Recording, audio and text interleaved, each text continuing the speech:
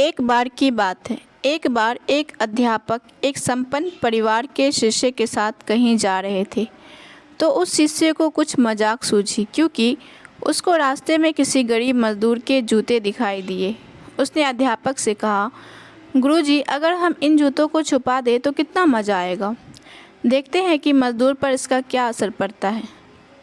अब उसको तो मजाक सूझ रहा था, लेकिन गुरुजी ने कहा कि नहीं, गरीब इंसान के साथ इस तरह का भद्दा मजाक करना ठीक नहीं है।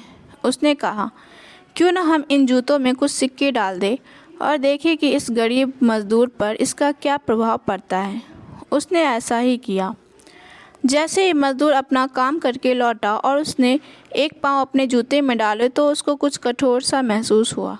उसने अंदर हाथ डाला तो उसको कुछ सिक्के दिखाई दिए। वह थोड़ा आश्चर्य में पड़ गया। आसपास किसी को देखा तो कोई भी दिखाई नहीं दिया। वापस उसने दूसरा पैर अपने जूते में डाला और वापस उसको उनमें कुछ सिक्के दिखाई दिए। अब दोनों जूते के सिक्कों को उसने अपने हाथों में रखा और प्रभु की तरफ इशारा किया। हे प्रभु, पता नहीं किस भले मानुस ने यह सिक्के मेरे जूते में छिपाए हैं, लेकिन जिसने भी छुपाए हैं उनको मेरी दुआ है, ताकि इन पैसों से मैं अपने बच्चों और पत्नी के लिए कुछ खाना और दवाइयाँ ला सकूँगा। और इतना बोलकर वह चला गया। इस बात को शिष्य और अध्यापक दोनों सुन रहे थे। अब अध्यापक ने शिष्य से पूछा कि अब तुम बताओ कि तुम्हें क्या महसूस हुआ, तुम्हारी पहले वाली मजाक या मेरा यह तरीका। तो उसने कहा कि गुरुजी, मैं आपसे क्षमा मांगता हूँ।